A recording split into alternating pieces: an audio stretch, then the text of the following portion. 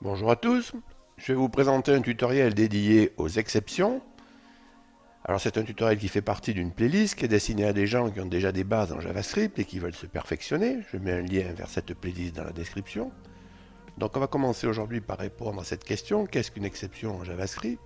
Ensuite on regardera comment traiter une exception en JavaScript. Et pour terminer, on regardera quelles exceptions doit-on traiter. Alors une exception en JavaScript, qu'est-ce que c'est? C'est une erreur qui se produit en cours d'exécution. On dit au niveau vocabulaire que l'erreur déclenche une exception ou que l'erreur lève une exception. Alors le programmeur devant cette situation a deux solutions. Soit il ne traite pas l'exception et dans ce cas son script plante, soit il traite l'exception et dans ce cas son script ne plante pas. Donc c'est très simple, hein. Alors on va mettre en évidence cette situation. On a vu dans le tutoriel sur le mode strict qu'une erreur était déclenchée si dans ce mode on utilisait une variable sans la déclarer. Alors on va faire un exemple. On va mettre ça en évidence. Donc je vais me placer en mode strict. Je vais déclarer une variable. Je vais oublier de faire ce qu'il faut devant au niveau de la déclaration. Donc je ne mets pas de let ni de const. Et ici je vais écrire bonjour juste pour voir si la ligne s'exécute. Et maintenant je vais faire un open in browser. Alors vous, si dans votre environnement vous pouvez faire un glisser-déposer, c'est pareil, hein. Ok, et vous voyez que donc je déclenche une exception ici qui me dit que x n'est pas défini. Et si je clique là, vous voyez, ça se plante, le programme plante ici, donc le console log bonjour ne s'exécute pas. Et donc le script plante. Ok. Alors maintenant on va regarder comment traiter une exception. Donc je vais mettre en place une structure avec deux instructions, un try, un catch, et ces deux instructions permettent de traiter l'exception si elle est déclenchée.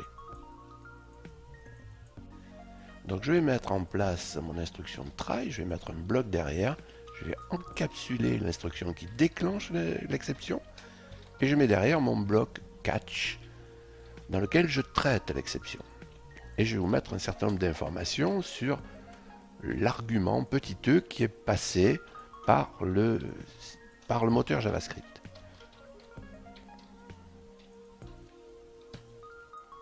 Alors qu'est-ce que j'ai fait précisément? J'ai mis en place ici un bloc try autour de l'instruction qui déclenche l'exception. D'accord? Et derrière, j'ai mis en place un bloc catch qui, lui, traite l'exception. Alors ce bloc catch reçoit un argument, ici, des informations qui concernent l'exception. On va voir lesquelles quand on va exécuter ça. D'accord? Donc on va le faire, hein. On va exécuter, open in browser. Alors on va commencer par ce E ici, là, hein. On fait un type of du E et vous voyez que c'est un objet. Alors c'est un objet qui est passé par le moteur JavaScript. Hein. Il ne tombe pas du ciel, hein, mais dans cette structure try-catch, il y a un argument qui est prévu et qui est passé par le moteur JavaScript. D'accord? Donc cet argument-là, je fais un console dir derrière, donc c'est un objet.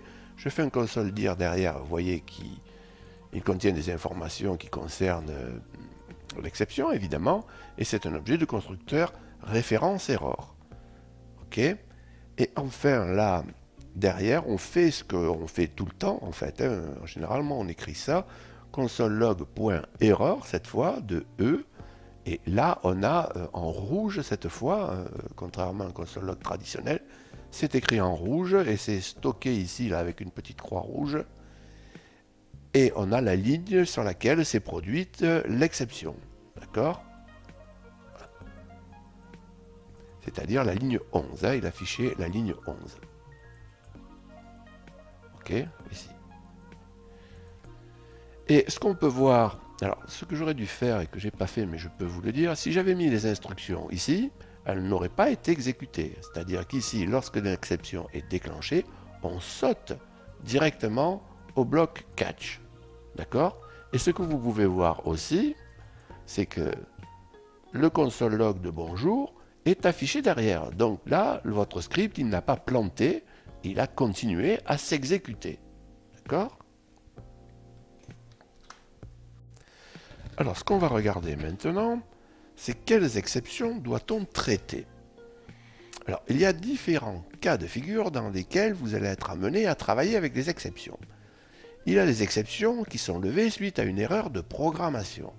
Dans ce cas, vous corrigez l'erreur et c'est terminé. Inutile de mettre en place une structure try-catch dans ce cas, sinon on en aurait deux partout.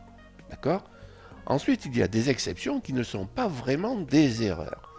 Par exemple, vous communiquez avec votre serveur. Une fois sur 10 000, sur 100 000, votre serveur il ne va pas répondre pour des raisons X ou Y, peu importe. Okay? C'est normal que votre serveur ne vous réponde pas de temps en temps.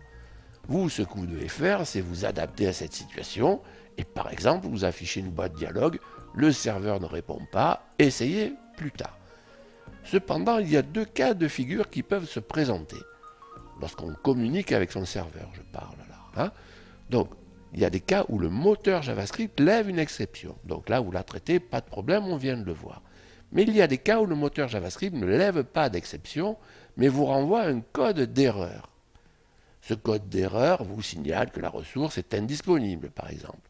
Alors dans ce cas-là, c'est vous, le programmeur, qui devez lever l'exception, car finalement, vous estimez que vous êtes dans une situation exceptionnelle. Et pour cela, vous devez utiliser une instruction précise, qui est l'instruction throw. Alors, on va regarder ça sur un exemple. Alors, je vais mettre en place mon throw pour déclencher l'exception. Je vais lui mettre un petit message dedans. Vous allez voir qu'on va le récupérer. Cette fois, je vais mettre un petit console log derrière.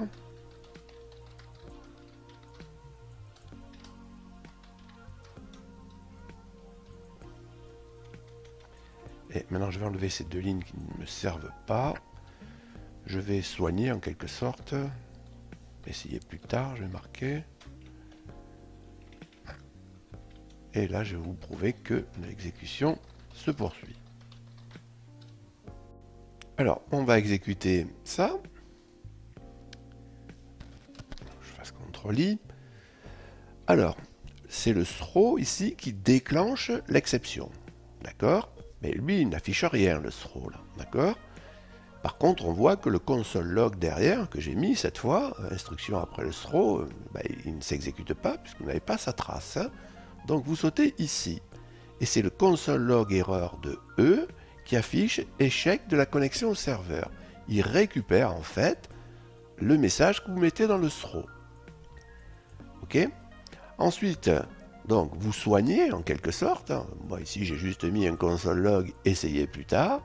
Et l'exécution du script se poursuit. Donc, votre script ne plante pas, évidemment, ça on l'a déjà dit. Alors, vous pourriez rencontrer une autre construction. Ici, on écrit quelquefois un throw new error. Bon, c'est équivalent, mais bon, vous pouvez le rencontrer, donc je vous le signale. Ce tutoriel est terminé, je vous remercie de m'avoir écouté. Donc je vous signale qu'il y a un site associé à cette chaîne si vous avez besoin d'un tutoriel papier ou de faire des copier-coller. Il y a un lien dans la description.